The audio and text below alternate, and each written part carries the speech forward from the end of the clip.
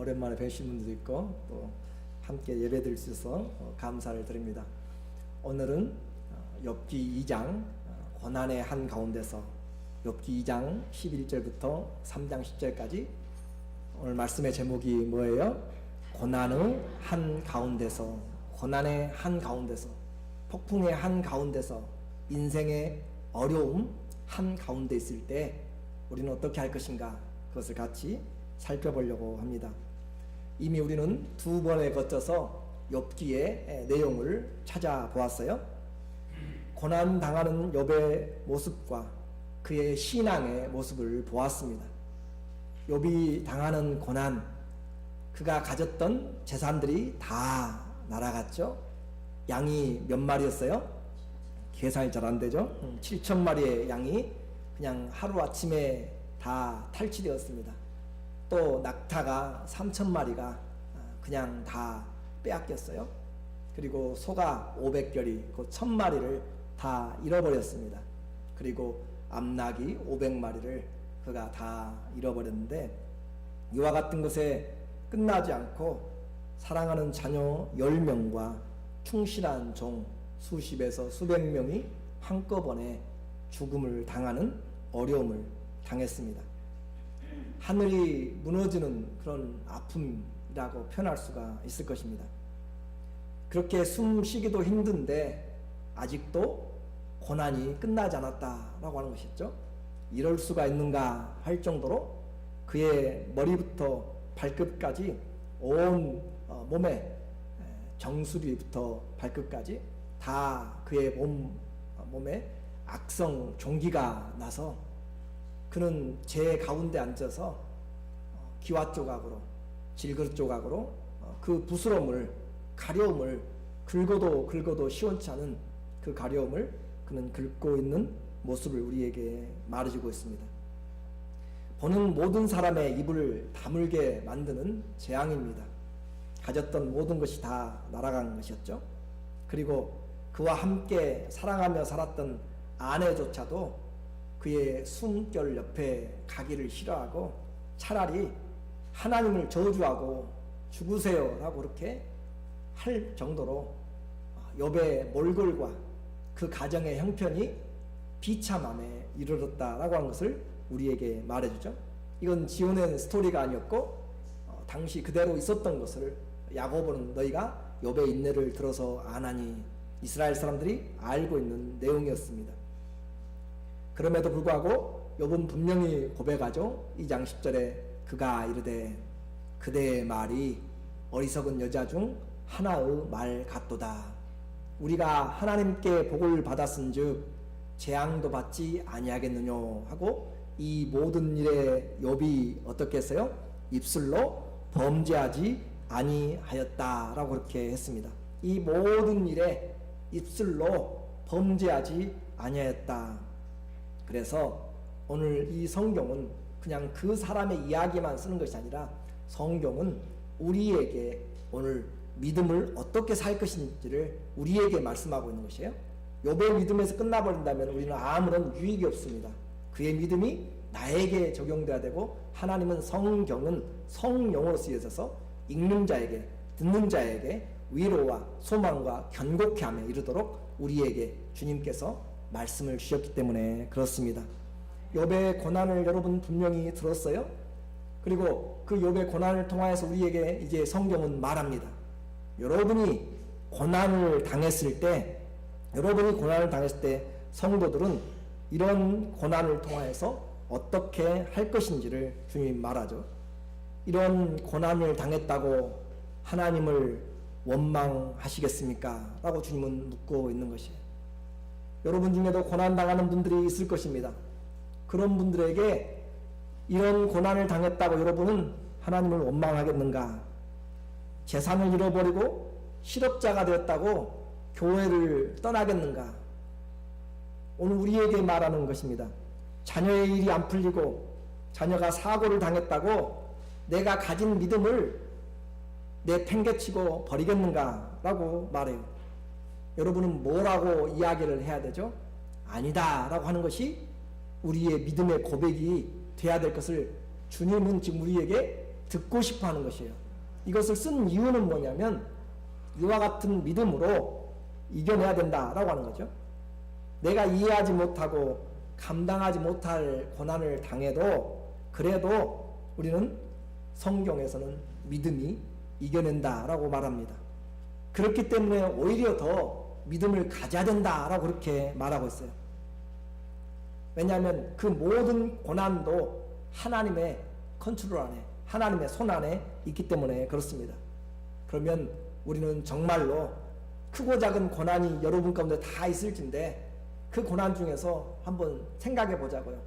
나는 하나님을 얼마나 원망하고 있고, 나는 얼마나 교회에 대해서 갈등을 하고 있고, 또 내 신앙에 대해서 정말 믿을지, 믿음이 있는지 없는지 그렇게 고민하고 있는지, 이 고난이 나에게 닥쳤을 때, 이 고난이 나에게 닥쳤을 때 나는 얼마나 주님 앞에 신실한 믿음을 내어드리는지, 아니면 입술로 온갖 불평과 불만과 원망의 소리를 쏟아내고 다른 사람들까지 시험에 들게 만드는지, 가정까지 뒤집어 놓는지 우리는 보아야 한다라고 했습니다. 고난은 여러분의 믿음을 테스트합니다. 여러분의 믿음이 진짜인지 가짜인지를. 행복한 가정도 예기치 않은 사고가 닥칠 수 있고요. 건강한 사람에게 뜻하지 않은 질병이 찾아오게 되는 것이 요즘의 시대입니다. 그리고 우리의 직장에서 언제 우리의 삶이 무너져 내릴지, 실직이 될지도 모르는 그런 삶도 있습니다. 이처럼 힘겨운 고난은 매 순간 우리가 살아야 될 하나님 그 믿음을 올바로 갖지 못하면 우리를 무너지게 만들죠. 심한 우울증에 빠지게 되고요.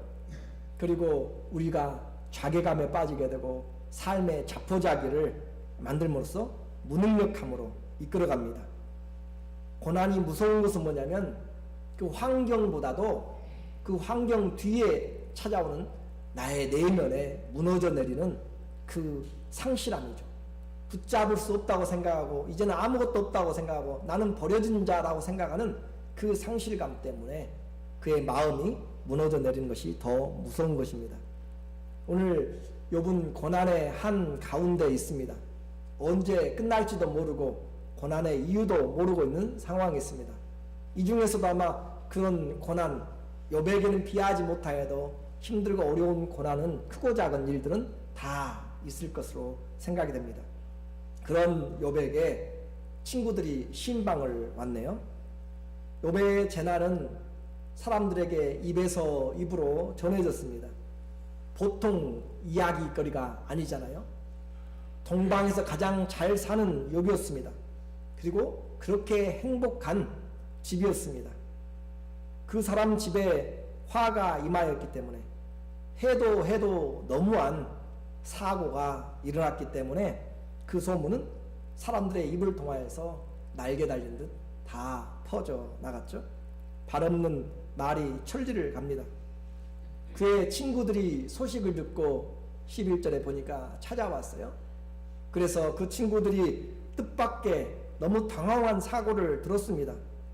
한 명도 아니고 자녀만 10명이 죽었고 종들까지 합치면 100여 명이 넘는 사람들이 줄초상, 겹초상이 된 사실을 들었고, 뿐만 아니라 재산도 다 잃어버린 알고지가 되었다라고 하는 것을 그들은 들어서 선뜻 어떻게 가서 위로해야 될지 생각이 안 나는데, 그래서 다른 지역에 있는 친구들에게 그들이 서로 연락해서 혼자 가지 말고 함께 가자, 그렇게 서로 상약하고 이제 조문 겸 위로하러 11절에 그들이 욥을 조문하려고 위로하려 하여 서로 약속하고 오더니, 그들이 친구들이 욥을 신방하러 왔습니다. 재난의 현장을 말로 들을 때와 직접 가서 볼 때는 완전히 달라집니다. 눈으로 보면 엄두가 나지 않습니다.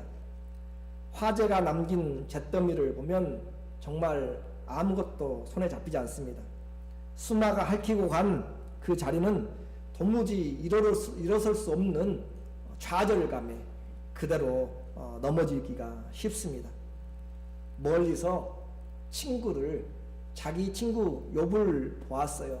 그런데 그 욥의 모습이 그 사람인지 그들이 과거에 알고 있던 그 욥인지를 알 수가 없었습니다.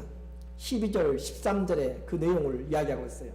눈을 들어 멀리 보매 그 욥인 줄을 알기 어렵게 되었으므로, 그들이 알고 있던 욥은 잘 입고 멋지고 또 정말 경건한, 그리고 모든 것을 갖춘 동방의 최고의 부자였고 경건한 그런 사람이었죠.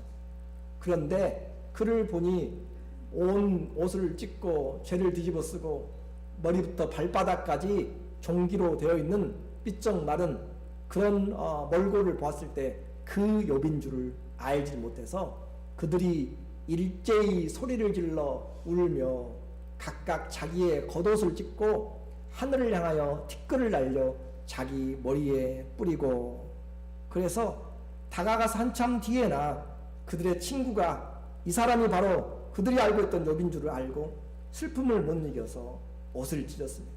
그리고 머리에 먼지를 뒤집어 썼어요. 우리 인생이 티끌이다 라고 하는 것을 나타내는 것이죠. 그리고 아무 말도 할 수가 없었습니다. 아무 위로에 입을 열 수가 없었습니다. 그냥 욥과 함께 땅 바닥에 앉았습니다. 7일을 그와 함께 땅에 앉았으나 욥의 권고함이 심함을 보는 거로 그에게 한 말도 하는 자가 없었더라. 3명의 친구들이 약속하고 왔지만 욥을 보고 그들이 들었던 것과 너무나 비참한 그 모습을 보면서 그들은 7일 동안 앉아서 어떤 말도, 인사도, 위로도, 농담도, 희망도, 어떤 소망의 말도 할 수가 없어서 입을 다물고 그냥 7일 동안 함께 앉아 있는 것밖에 할 수가 없었습니다. 인생에서는 때로 이와 같이 어떻게 할 수가 없고 위로할 수가 없어서 그냥 그저 함께 있을 수밖에 없는 그런 상황들이 있을 때가 있습니다. 말하지 않아도, 묻지 않아도 이해되고요.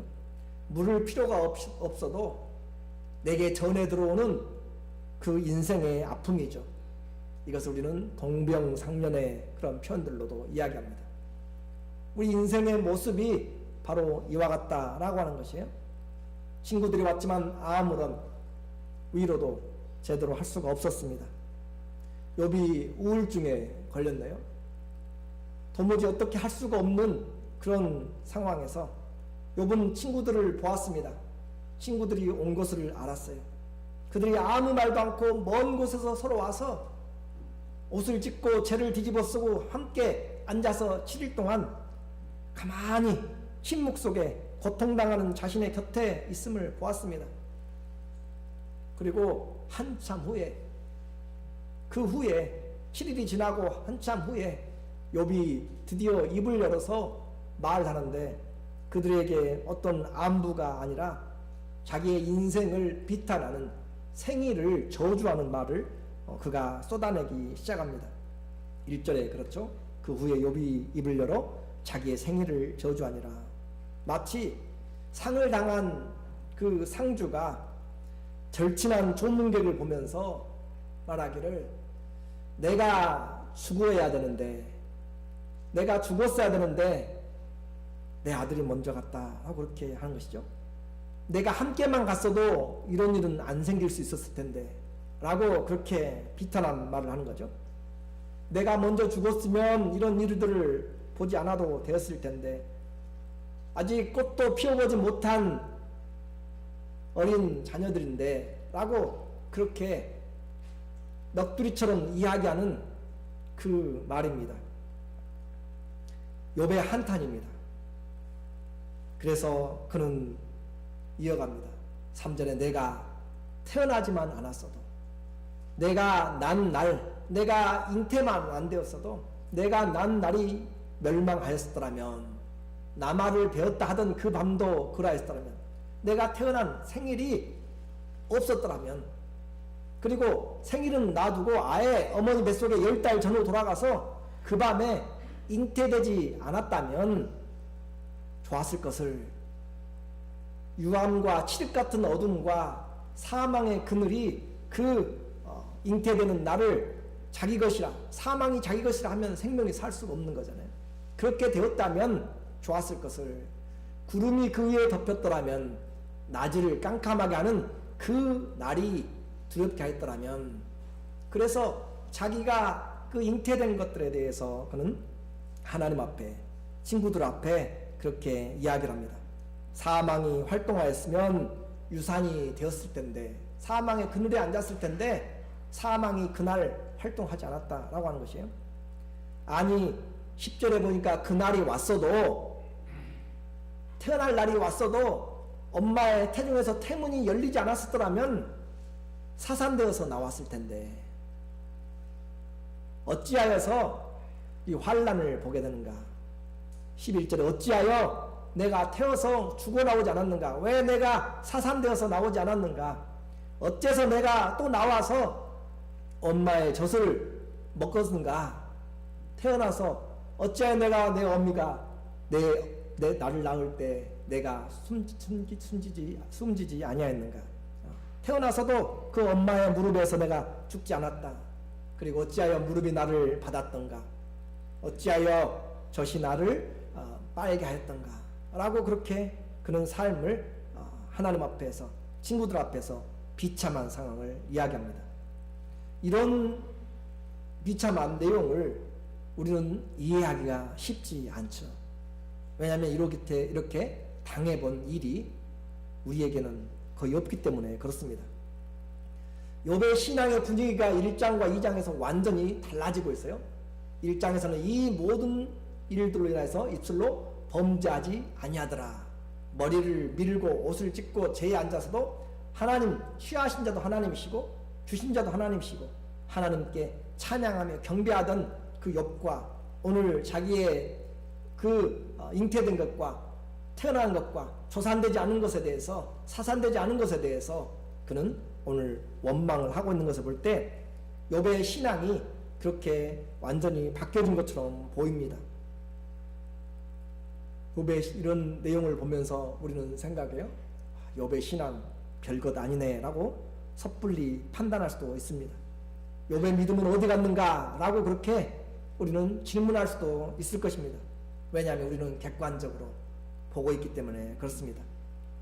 그러나 여러분이 그 당사자가 된다면, 그 고난의 당사자가 되어진다면 그 고난 당함으로 인해서 모든 것은 바꿔지게 되는 것이죠. 고난을 심하게 당하면 생각이 멈춥니다. 시간이 멈춰버리는 것이에요. 2014년 4월 16일 한국의 세월호에서 많은 어린 학생들이 죽었습니다. 3년 반이 지나간 지금도 그 항구에 가서 하나의 유품이라도 찾을까 그렇게 기대하고, 직장도 포기하고 삶도 놓아버린 부모들이 있습니다. 그들에게는 시간이 멈춰버린 것이고, 그들에게는 자녀들로 인하여서 삶에 살아야 될 목적을 잃어버린 것이기 때문에 그렇습니다. 욥의 분위기가 그와 비교도 안 되는 상황이죠. 지금 그가 내가 죽었었더라면, 태어나지 않았었더라면 그렇게 한다고 해서 욥이 지금 죽음을 예찬하고 있는 것은 아닙니다. 고난이 가져온 신앙의 갈등을 우리에게 말해주고 있습니다. 우리는 로봇가 아닙니다. 신앙이 자동적으로, 환난이 와도 그냥 자동적으로 이겨내는 그런 인격이 없는 존재가 아니라는 것이죠. 신앙의 성숙은 자동적으로 되는 것이 아니라 갈등하고 그런 가운데서 점차적으로 어린아이가 성장해 나가는 것처럼 믿음도 성장을 해 나가는 것입니다. 손쉽게 욥은 그럴 만한 믿음이 있었다라고 그렇게 해서도 안 된다라고 하는 것이고, 우리도 나는 지금 믿음이 없다라고 고난에 넘어져서도 안 된다라고 하는 것이죠. 욥은 우리와 성정이 같습니다. 그도 동일한 사람이었습니다. 성정이 같단 말이죠. 고난에 슬퍼할 줄 알고 즐거움에 기뻐할 줄 알고, 또 비참함을 당하여서 하늘을 향하여 원망의 소리를 낼 줄도 알고, 그런 죄성도 충분히 가지고 있단 말이죠. 그는 특별한 신적인 존재가 아닙니다. 성경은 믿음을 말하기를 이 땅에서 하늘 구름을 잡는 것처럼 그런 뜬구름 잡는 것 같이 허황된 것으로 말하지 않습니다. 현실에서 부딪히는 그런 고난의 속에서, 그 고난 속에서 하나님의 말씀 안에 있는 약속을 붙잡는 것이죠. 고난의 현실 속에서, 어려움의 현장 속에서도 그는 하나님의 말씀으로 살아가기 때문에 그는 다시 일어서는 것이 오늘 우리에게 말하는 욥의 내용입니다. 고난의 깊은 우물이 있습니다. 고난의 깊은 우물 속에서 우리는 낙심하고 포기하는 것이 아니라 믿음의 두레박을 내려서 약속의 생수가 되는 그 말씀을 끌어올리는 것이 바로 믿음이다 라고 했습니다. 그 고난 가운데 포기하지 않고 믿음의 두레박을 사용하여서 그 깊은 하나님의 생수를 끌어올리는, 말씀의 생수를 끌어올리는 것, 이것이 성도입니다. 넘어지고 또 배신당하고 잃어버리고 죽음의 문턱을 오고 가는 그런 인생 속에서도 우리에게는 붙잡아야 될 진리의 말씀이 있습니다. 우리에게는 가야 될 의로운 길이 있습니다. 우리는 이 세상이 아니라 영원히 살아야 될 생명으로 그렇게 준비되었기 때문에 오늘 우리는 이 땅에서 변치 않는 그 믿음을 가지고 살아가는 것이죠. 여러분이 붙잡고 정말 끝까지 가야 될 진리가 있습니다. 그것이 바로 예수 그리스도가 변하지 않는 진리시죠. 여러분이 어디를 가든지 또 무엇을 하든지 우리가 반드시 가야 될 그 의로운 길이 바로 주님 자신이 길이다 라고 그렇게 이야기합니다. 그리고 여러분이 얻어야 될 생명, 그 영원한 조의 영생의 생명이 바로 예수 그리스도다 라고 그렇게 말하기 때문에 이 땅에서 우리는 고난을 당하고 어려움을 닥치고 시련을 당해도 고난의 한가운데서 모든 것보다 진리가 되시고 모든 것의 길이 되시고 모든 것을 이겨낼 수 있는 생명이 되신 예수 그리스도를 올바로 발견하고 믿는다면 그의 신앙은 믿음으로 일어설 줄로 믿습니다. 고난 중에 하나님과의 관계가 너무너무 분명히 필요한 것이죠. 고난당하면서 어떤 사람들은 고난에 치여서 이것저것 아무것도 생각하지 못합니다. 마치 호랑이 앞에서 서 있는 그런 토끼나 또 다른 연약한 짐승들처럼, 고양이 앞에 쥐처럼. 그러나 성도는 우리 안에 천하보다도 더 크신, 만유보다 크신 우리 주님이 계시기 때문에 고난 당할 때도 세상에서 너희가 환난을 당하나 담대하라, 내가 세상을 이겼노라 라고 주님이 말씀하십니다. 고난을 이기신 주님이 우리와 함께 하심을 믿는 것입니다. 그렇기 때문에 고난 당할 때 우리는 하나님과의 관계를 분명히 해야 됩니다. 그렇게 어려움을 당하고 소문이 땅끝에 퍼지고 친구들이 조문 와서 일주일간 머물면서 아무 말도 못하고 있는 동안 욥은 마음에 되새기고 또 묻고 또 기도한 것이 있어요. 차라리 내가 죽었으면 좋을 텐데. 욥기 6장 8절부터 10절에 그의 기도입니다. 하나님이 나의 구하는 것을 얻게 하시며 나의 사모하는 것 주시기를 내가 원합니다. 하나님이 내 생명을 끊어 나를 기꺼이 죽여주셨으면 좋으련만, 그리할지라도 내가 오히려 위로를 받고 무정한 고통 가운데서도 기뻐할 것은 내가 거룩하신 이의 말씀을 거역하지 아니하였습니다. 욥에게는 살아있는 것보다 곧 죽음이 더 낫습니다. 너무 당한 상황이 크기 때문에 그렇습니다. 자기가 핸들할 수 없기 때문에 그렇습니다. 끝이 보이지 않기 때문에 그렇습니다. 그런데도 불구하고 자기 자신의 생명을 끊을 수가 없습니다. 왜냐하면 호흡은, 생명은 하나님이 준 것이기 때문에 그렇습니다. 그러므로 그는 기도하는 것이에요. 하나님, 차라리 나의 생명을 끊어도 나는 주님 원망하지 않습니다. 오히려 그것을 위로를 받고 내가 기뻐합니다. 내게 죽음을 주세요 라고 그렇게 그는 수없는 시간 그렇게 기도하고 간구하고 있습니다. 도대체 내가 당하는 이 고난의 원인이 무엇인지 친구들과 와서 계속 이야기를 합니다. 네가 뭐 잘못했기 때문에 그런 것이 아니냐, 인지상정한 또 권선징악 아니냐, 씨를 뿌린 대로 또 거두는 것 아니냐, 악을 행했으니까 악으로 네가 갚는 것이 아니냐, 그런 식으로 그에게 그 모든 이야기들을 해나가지만, 그러나 사람들의 이야기는 더 이상 그에게 이제 관심이 없습니다. 그도 하나님을 알았고 그도 말씀을 알았고, 그렇기 때문에 인생의 모든 것에 대해서 그도 경험할 만큼 경험했기 때문에 그들의 이야기, 그들의 위로, 그 어떤 것도 필요 없고, 내가 정말 원하는 것은, 내가 진짜로 원하는 한 가지는 하나님 앞에 내가 물어보고 싶다, 그의 말입니다. 그래서 13장 3절에 그가 말하는 것이에요. 참으로 나는 전능하신 자에게 말씀하려 하며 하나님과 변론하려 하노라. 인생의 가장 극한 상황에 가면 친구들과의 논쟁도, 세상의 과학의 법칙도, 그 어떤 것도 필요가 없습니다. 정말 전능하시다 하고, 정말 살아계시다 하고, 영원하시다고 하신 그 하나님, 그분 앞에 내가 말을 하고 싶으면, 그분을 만나면 그분이 내가 너에게 이것 때문에 했다라고 그 한마디 들으면 모든 것 이해되는 것이에요. 왜냐하면 그분이 전능하시기 때문에, 그분이 하나님이시기 때문에, 그분이 모든 것을 하실 수 있기 때문에, 그분은 죽어도 살려낼 수 있기 때문에, 그분은 능력이 많으신 분이기 때문에, 그분이 내가 했다라고 이야기하면 우리는 마음의 위로가 되고 견뎌낼 수 있습니다. 그런데 사람들에게서 여러 이야기를 들어도 아무런 위로도, 그래서 욥이 계속적으로 기도하는 것, 하나님 제발 나에게, 내가 주님 앞에서 주님과 이야기하고 싶어. 인생의 가장 큰 삶이 뭐예요? 그래서 인생의 가장 중요한 것, 돈을 얻는 것도 아니고 명예를 얻는 것도 아니고, 인생의 가장 근본적인 것은 하나님을 만나는 것입니다. 하나님 앞에 서는 것입니다.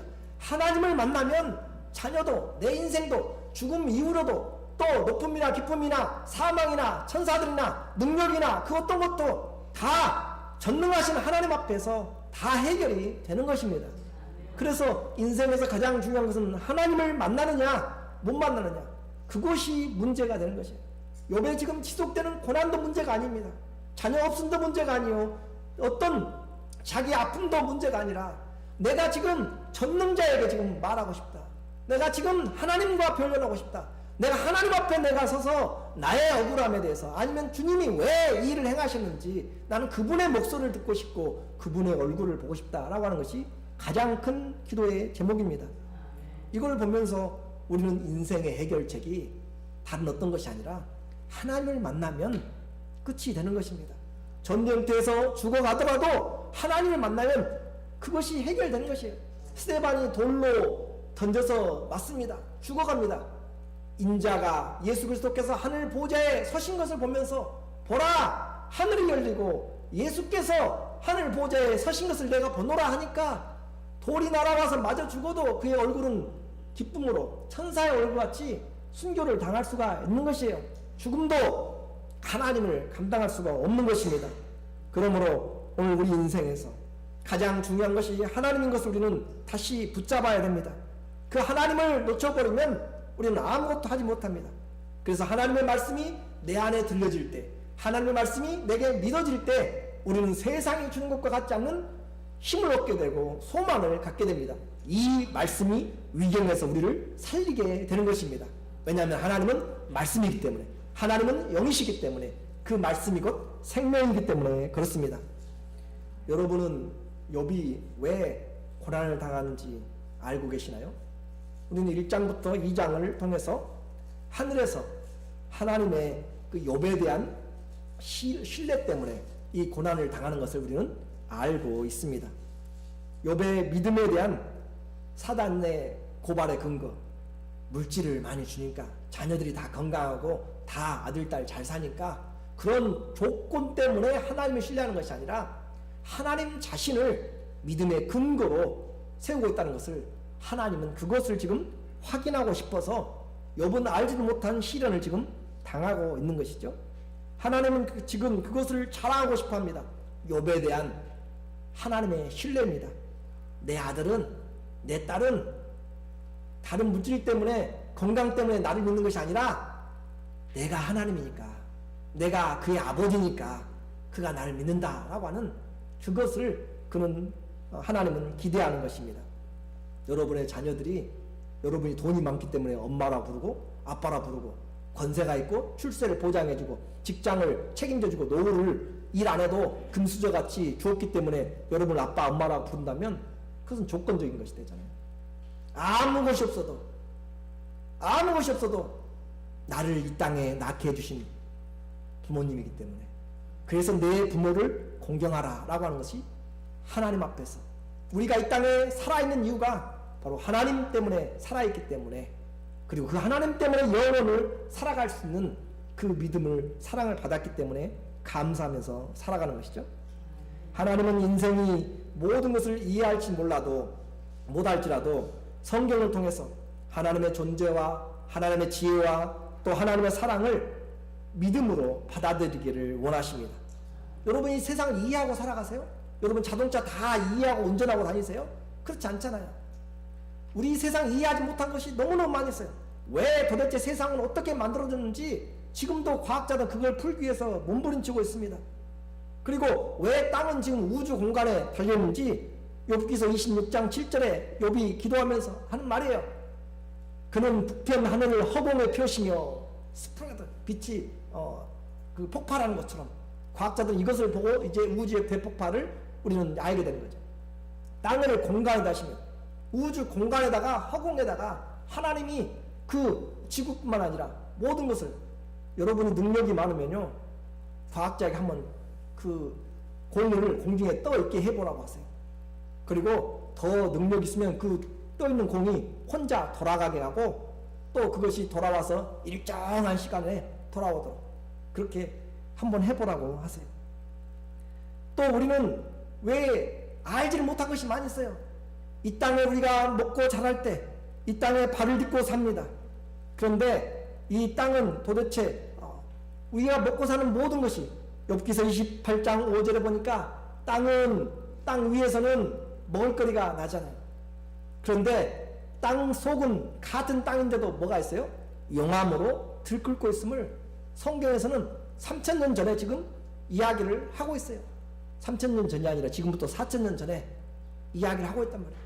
사람들이 이해하지 못하고 알지 못한 것들을 하나님은 지혜와 능력으로 이 땅을 만들어 놓아서 이제야 과학자들이 땅속에 깊은 마그마가 핵이 있다는 것을 이야기를 하고 있잖아요. 땅속에 그렇게 있던 것을 이야기합니다. 왜 시기를 따라 별자리가 변하는지 우리는 알지 못해요. 왜 타조는 날개가 있지만 날지를 못하는지, 태화된 것이 아니고 하나님이 그렇게 만들었어요. 거위는 아무리 날개짓해도 날아가지 못하고 천둥오리는 날아가게 됩니다. 하나님이 종류대로 만들었기 때문에 그래요. 그래서 우리는 이해하지 못하지만 하나님이 그렇게 만들었단 말이죠. 왜 독수리는 그렇게 높은 곳에 바위 끝 벼랑에 그렇게 집을 짓고 살아가는지 우리는 알지를 못해요. 그러나 하나님이 그렇게 만드셨어요. 독수리가 공중에 떠서 높은 곳에 보금자리를 만드는 것이 어찌 네 명령대로 의잠이냐. 내가 그렇게 만들었기 때문이다. 그것이 낭떠러지에 집을 지으며 뾰족한 바위 끝이나 험준한 데 거하며 거기서 옮길 만한 것을 살피나니 그 눈이 멀리 봄이라. 하나님께서 각 동물들을 창세기에서 종류대로, 세상을 종류대로 하나님의 은혜대로 목적대로 만들었다라고 하는 것입니다. 그래서 지혜의 하나님이 이 모든 것을 필요에 따라서 만드셨기 때문에 우리는 믿음으로 하나님이 하신 일들을 보고 그 믿음에 감사함으로 살아가는 것이에요. 이 보이는 모든 세상이 보이지 않는 하나님의 능력으로 생겨났다라고 하는 것이 성경의 말씀입니다. 히브리서 11장 3절 시작. 믿음으로 우리는 이 세상의 모든 것이 하나님의 말씀으로 창조되었으며 보이는 것이 보이지 않는 것으로 만들어졌다는 것을 안다. 무엇으로 알아요? 믿음으로 아는 것이에요. 하나님의 말씀은 변함이 없는 말씀이고 진리이기 때문에 그분이 이렇게 우리에게 보이는 모든 것들은 보이지 않는 것들로 말미암아 낳는다라고 이야기해요. 여러분 대단한 존재들이에요. 여러분 안에 혈관이 지구 2바퀴 반을 도는 혈관이 여러분 속에 지금 다 들어가 있어요. 지구 몇 바퀴 반이요? 2바퀴 반을 도는 혈관이 여러분 몸속에 돌아가고 있다고요. 누가 그것을 만들어내요? 하나님이 만들어 신묘막측하게 만들어냈다. 오늘 그러므로 고난을 어디에서 봐야 되는가? 하나님의 눈에서 봐야 됩니다. 하나님 안에서 볼 줄 알면 인생의 해결이 됩니다. 고난 그 누구도 쉽게 생각하지 않습니다. 욥이라도 그 고난 당하는 내면에는 얼마나 인간적인 갈등과 신앙의 싸움이 있는지 오늘 우리에게 말을 해주고 있잖아요. 그럼에도 불구하고 이 모든 것을 합력하여 선을 이루시는 하나님의 손길을 우리는 말씀을 통해서 주님이 계시다면 반드시 하나님의 자녀들에게 합력하여 선을 이룰 것이다. 그것을 우리는 믿는 것이에요. 욥기서 23장 10절에 보니까 나의 가는 길을 오직 주님이 아십니다. 그가 나를 단련하신 후에는 내가 정금의 믿음으로 나오리라. 우리의 가는 길을 어느 누구도 알지 못해요. 오직 주님만이 아십니다. 왜냐하면 그분이 만드셨기 때문에, 그분이 장래까지 영원하시기 때문에, 그분이 우리를 연단하신 후에는 우리가 정금 같은 믿음으로 나오리라.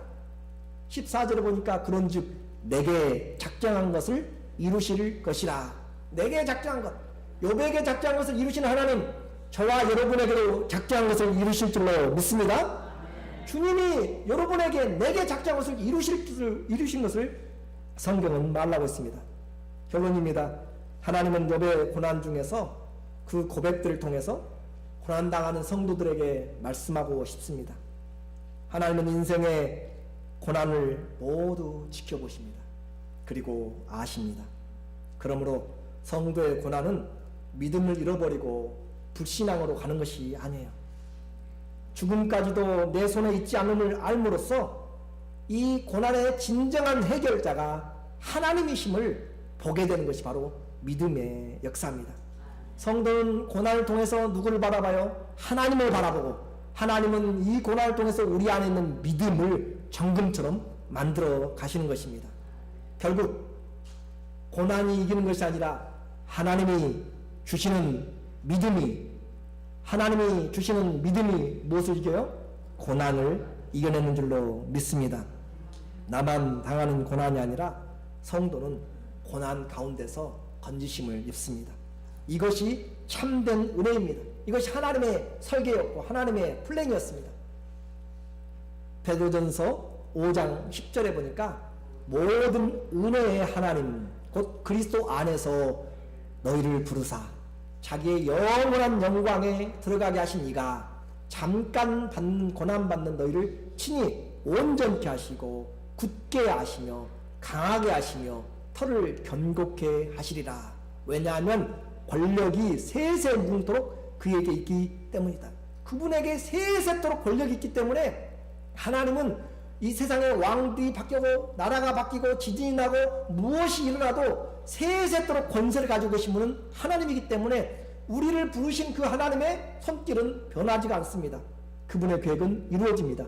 그래서 12절에 내가 신실한 형제로 아는 실루아노로 더불어 너희에게 간단히 써서 권하고, 이것이 이 은혜의 하나님이 우리를 고난 중에서 잠깐 고난받게 하시고 세우시고 경고케 하시고 우리를 굳게 하시는 이것이 하나님의 무슨 은혜예요? 참된 은혜임을 증거하노니 너희는 이 은혜에 굳게 서라.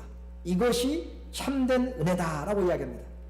성도에게 고난은 더욱 성숙한 믿음, 정금 같은 믿음을 이루어내는 하나님의 은혜의 손길임을 우리는 잊지 말고 고난의 한 가운데서 누구를 바라봐야 돼요?